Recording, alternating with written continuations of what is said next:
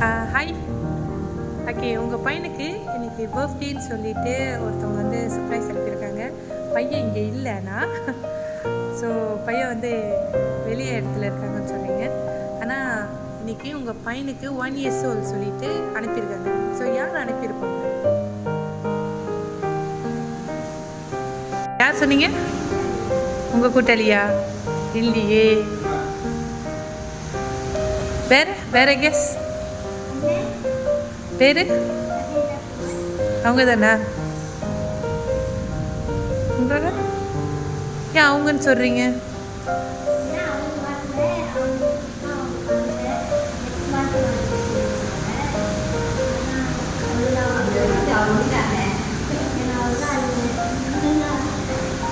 அவரு தானா? கூட்டாளியா அண்ணனா?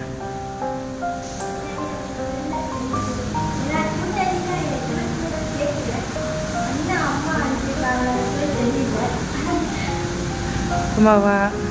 ஸோ இன்னைக்கு அனுப்பினவங்க உங்கள் அன்புள்ள அண்ணன்.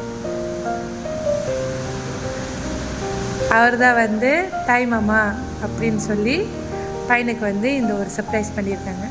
அவங்க என்ன சொல்லியிருந்தாங்கன்னா, நிறையா விஷயங்கள் நடந்துகிட்ருக்கு, என்ன நடந்தாலும் சரி நீங்கள் அவங்களோட ஒரே தங்கை, அவங்க அந்த பையனுக்கு வந்து தாய் மாமா, எப்பயுமே அவங்களோட அன்பு வந்து அவங்க கூடயே இருக்கும், அழக்கூடாதுக்கா, சந்தோஷமாக இருக்கணும்.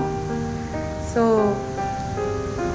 எது எப்படி இருந்தாலும் உங்கள் உறவு வந்து யாருனாலையும் பிரிக்க முடியாது. எப்பயுமே நீங்கள் 2 பேரும் வந்து அண்ணன் தங்கை, எந்த உறவுனாலையும் உங்கள் உறவு வந்து பிரிக்க முடியாது அப்படின்னு சொல்லியிருக்காங்க உங்கள் அன்புள்ள அண்ணன்.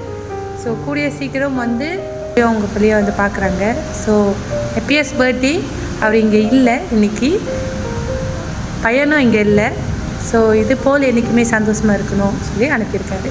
அவங்க அன்பு என்றைக்குமே குறையாது, உங்கள் கூடயே இருக்கும்னு சொல்லியிருக்காங்க. ஓகே, ஸோ அவங்களுக்கு என்ன சொல்ல போகிறீங்க?